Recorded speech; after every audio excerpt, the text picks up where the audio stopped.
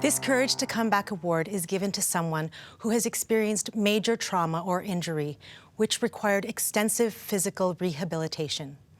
This person has overcome immense challenges and has supported and inspired others throughout their journey. You go from being like this 20-year-old girl that's like walking around, and then you're learning how to do everything all over again. I think I always wanted to be a teacher. I used to like read to my dolls. I started my job July 2nd, and then my accident was 25 days later. I was injured in a single vehicle accident and broke my neck. I chipped C5, C6, and shattered C7, and I pinched my spinal cord at C6, 7. I don't have a lot of memory. I remember being stuck in the car. I remember being like at the clinic and talking to my mom before I was airlifted, but I don't have a ton of memory being at the hospital in the very beginning, but definitely my ICU. I can close my eyes and I can be there. There were definitely hard times. It wasn't really about the fact that I was paralyzed. I don't even know if I really knew I was. I remember finding out and the nurse telling me. They had to do these tests all the time where they're like, can you feel dull? Can you feel sharp? And I said, so what does that mean if I can't feel that? And she said, oh, it probably means you're never gonna walk.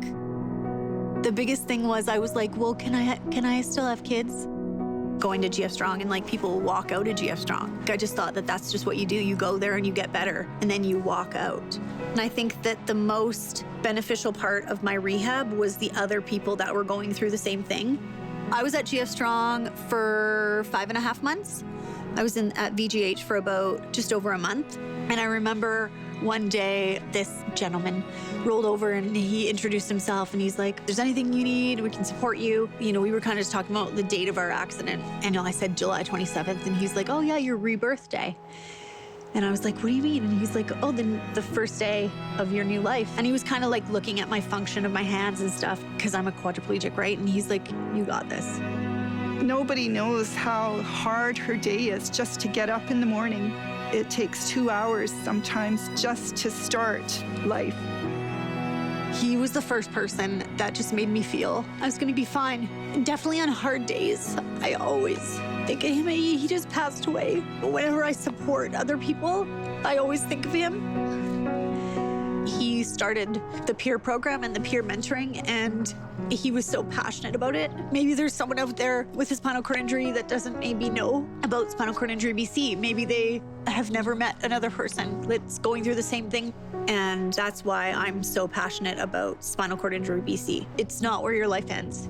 I saw her after her accident and she came into the school and she was working with the preschool and volunteering with Big Brothers. I absolutely loved being part of the Look Good, Feel Better program. It supports women going through the physical side effects of cancer. She did many different kinds of sports after her accident. I grew up playing soccer and ringette, and I played a little bit of baseball. And then they had wheelchair rugby one day. I think I got into the chair and I was like trying it out. And I was like, okay, this is crazy, but this is awesome. I think my smile was probably like the size of my entire face. I learned a lot and I got so much more independent, strong, really good exercise. It was awesome. I brought it to my town in 2010.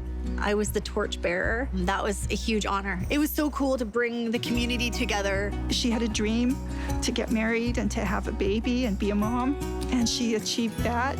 I had an awesome pregnancy. I was totally independent and up until maybe like 7 months. I know I was the first quadriplegic to have a baby there. She was born to be a star. She's a spectacular human being. You don't realize that she's in a wheelchair. Because I'm so busy just like living my life that sometimes I forget it'll hit you. Kind of like grief. You're just going and then all of a sudden it's just like, whoo, you get hit again. I just live my life like I would have either way. Sometimes things just might take a little bit more planning and look a little different, but we'll still do them the best we can. The 2022 Courage to Come Back Award recipient for physical rehabilitation is Kristen McBride. Congratulations. Thank you. Thank you so much. I am blessed to have so many courageous people in my life, both spinal cord injured and not. Accepting this award, I am definitely thinking of each and every one of them and the courage they possess daily. Yes, this injury can be pretty devastating, but having someone or many that truly get it is critical. Spinal Cord Injury BC supports people in so many ways that are living with a spinal cord injury. This is one of the reasons I'm so passionate about that organization. As you just saw, another big part of my life for many years was wheelchair rugby. Having sport in my life gave me so much independence and friendships. You're around like-minded people and learn from each other. For my daughter, I want to show her that you can do anything in this world that you want to. And to my husband, who has always taken the cant out of everything, I hope for us to live in a way that our daughter knows there are no limits and to be kind along the journey. My Mary Kay business has complemented those beliefs by having such a positive focus and doing it by making others feel important. It's proof that things are very often caught and not always taught. Congratulations. Thank you. You're very inspiring. Thank you so much. Amazing. Thank you.